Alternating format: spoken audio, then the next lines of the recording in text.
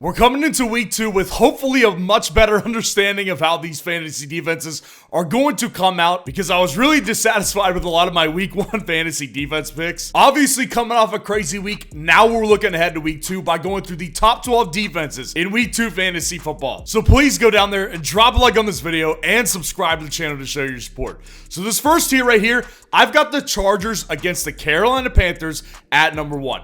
Now this over-under is at 39.5, and the Chargers are opening up as favorites, of course, against the Panthers. And man, the Panthers just look really bad offensively. They just do not look improved. They obviously got boat raced last week by a divisional opponent, which is never a good sign when they're getting crushed by a divisional opponent. What I will say is that divisional opponents oftentimes are a little bit unpredictable, but what we can predict is that the Los Angeles Chargers will get sacks in this game. They had 4 sacks against the Las Vegas Raiders last week. They ended up getting a pick as well, and they got 2 fumble recoveries in that matchup against the Raiders. And the Saints had a literal very similar stat line against the Carolina Panthers last week. So just based on this offense and how they look, I just really do not see much advancement from last year, from where they were with Bryce Young to right now, and exactly how they looked in week 1. And the Chargers defense looked really good, as I predicted they would, with Jim Harbaugh at the helm now. Now, number 2, I've got the Ravens defense making a massive rebound against the Las Vegas Raiders. So the Chargers obviously did what they did last week against the Las Vegas Raiders. We just went through what they did. And the Ravens are opening up as big-time favorites in this matchup.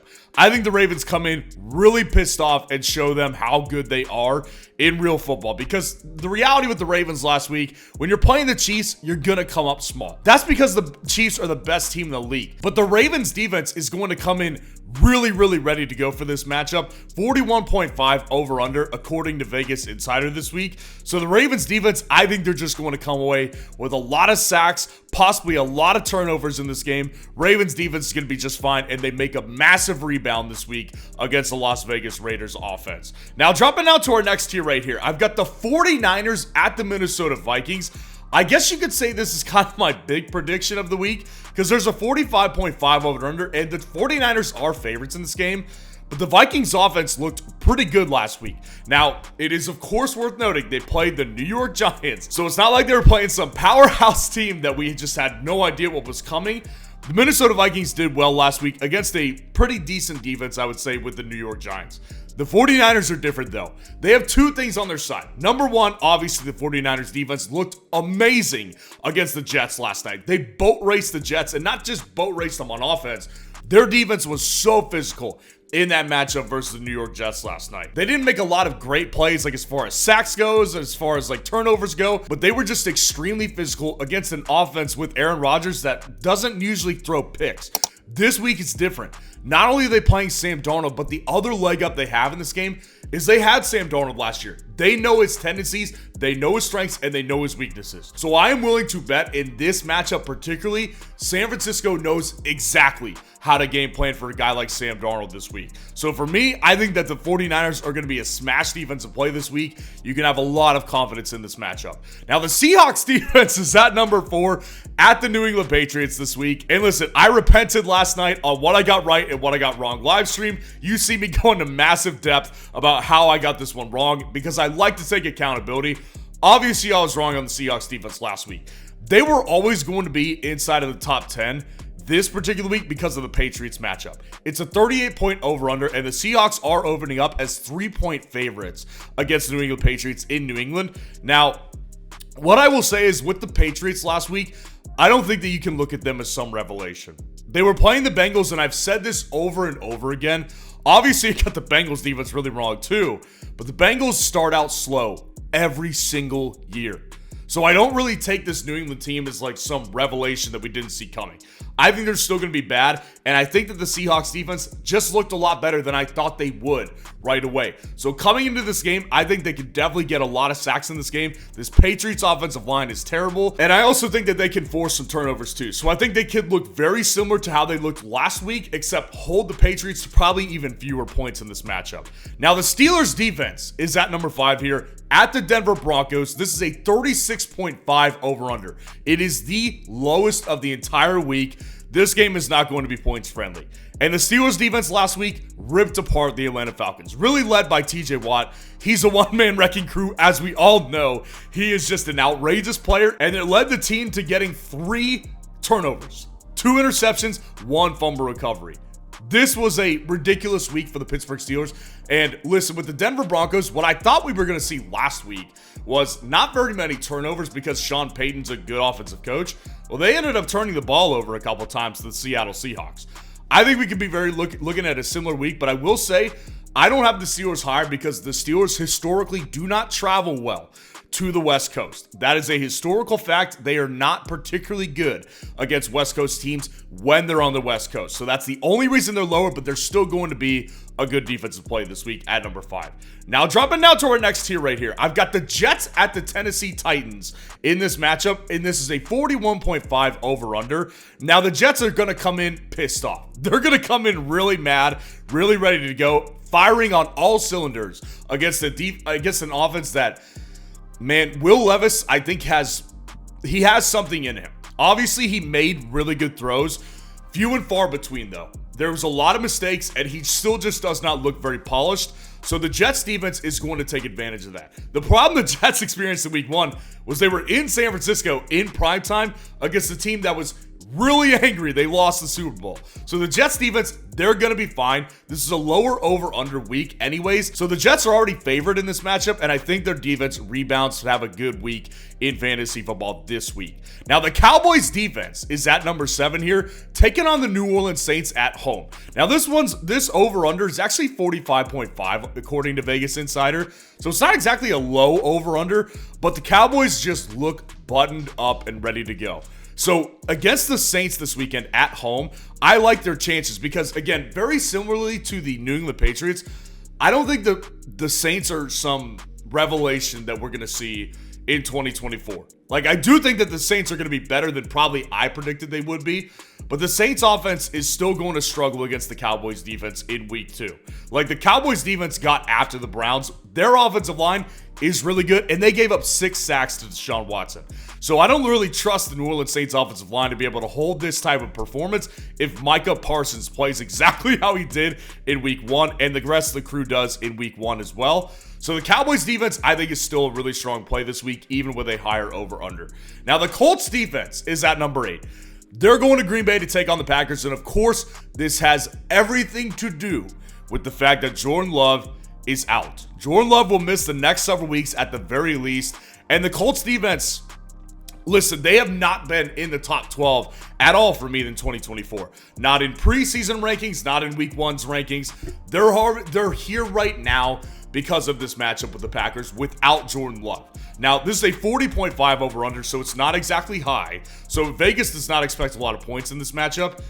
And I do think the Colts might struggle offensively. This could turn out to be a pretty heavy defensive game.